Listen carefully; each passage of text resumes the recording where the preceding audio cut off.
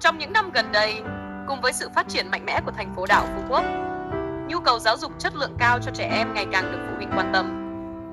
Trường mầm non Casa Montessori Phú Quốc là một trong những môi trường giáo dục hiện đại được nhiều gia đình tin tưởng lựa chọn cho con em mình trong những năm đầu đời. Casa Montessori áp dụng phương pháp giáo dục Montessori, một phương pháp nổi tiếng trên thế giới, chú trọng phát triển toàn diện cho trẻ thông qua trải nghiệm thực tế. Thay vì học theo kiểu truyền thống, trẻ được khuyến khích tự khám phá, tự lựa chọn hoạt động phù hợp với khả năng và sở thích của mình. Điều này giúp trẻ hình thành tính tự lập, khả năng tư duy và sự tự tin ngay từ nhỏ. Không gian học tập tại trường được thiết kế mở, thân thiện và gần gũi với thiên nhiên. Các lớp học được bố trí khoa học, sử dụng nhiều giáo cụ Montessori chuyên biệt, giúp trẻ phát triển vận động tinh, khả năng quan sát và kỹ năng giải quyết vấn đề.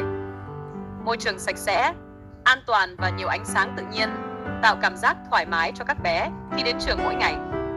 Đội ngũ giáo viên tại Casa Montessori được đào tạo theo định hướng giáo dục sớm, luôn nhẹ nhàng, tôn trọng cá tính riêng của từng trẻ. Nhà trường chú trọng việc kết hợp giữa học và chơi, giúp trẻ phát triển ngôn ngữ, kỹ năng giao tiếp, cảm xúc xã hội, cũng như khả năng sáng tạo. Ngoài chương trình học chính, trường còn tổ chức nhiều hoạt động ngoại khóa như nghệ thuật, vận động ngoài trời, trải nghiệm thiên nhiên và các lễ hội văn hóa. Những hoạt động này giúp trẻ mạnh dạn hơn, biết chia sẻ và hòa nhập tốt với bạn bè. Có thể nói, trường mầm non Casa Montessori Phú Quốc không chỉ là nơi chăm sóc trẻ, mà còn là môi trường nuôi dưỡng sự phát triển toàn diện về trí tuệ, thể chất và nhân cách.